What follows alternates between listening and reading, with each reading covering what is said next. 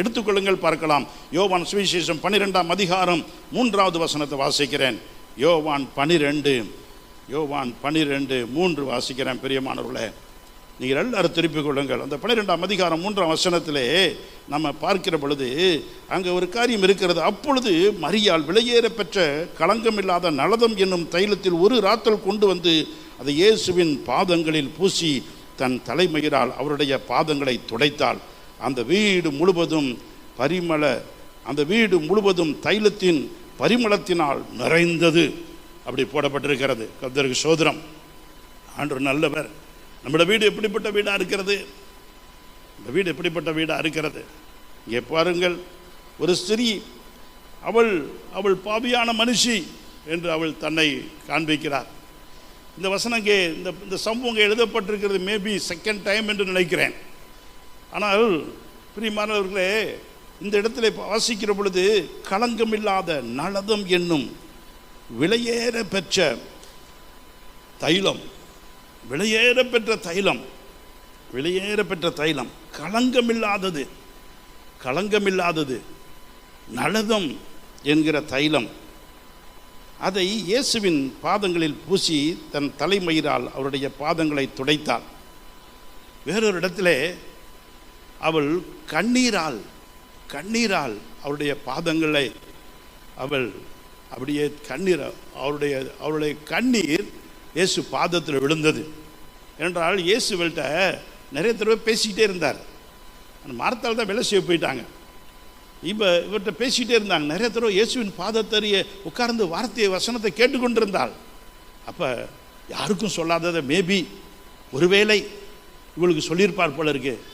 நீ உட்காந்துருக்கல, இந்த பாதம் இந்த உலக மனுஷாளுடைய எங்கெல்லாம் போகக்கூடாத இடத்துக்கு போய் நடக்கக்கூடாத இடத்துக்கு நடந்து மனுஷால் தப்பு பண்ணுறாங்களோ அந்த தப்புக்கெல்லாம் இந்த பாதத்தில் ஒரு நாளில் ஆணி அடிக்கப்படும். அறியாலே, என் பாதத்தை பார்த்தியா?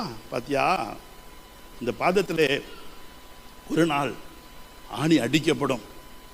என் கையை பார்க்குறீல்ல, ஆணி அடிக்கப்படும். வெண்மை சிகப்புமான கரம்னு சொல்லுவீங்கல்ல, 1000-10,000 பேரில் சிறந்தவங்கன்னு நம்புறீங்கல்ல, குற்றமில்லாத ரத்தம் என் உடம்புல ஓடுதுன்னு நினைக்கிறீங்கல்ல, இந்த கையில் ஆணி அடிக்கப்படும், இந்த பாதத்தில் ஆணி அடிக்கப்படும். நம்ம எங்கே போகிறது?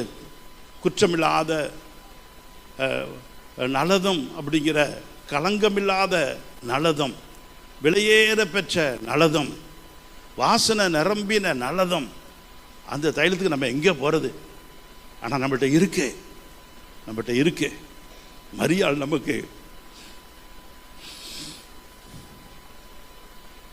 மரியாள் நமக்கு கற்றுக் கொடுத்தா. இந்த கண்ணீர் பாருங்க, அவள் கண்ணீர் இருக்குல்ல, அது விலையேற பெற்றது.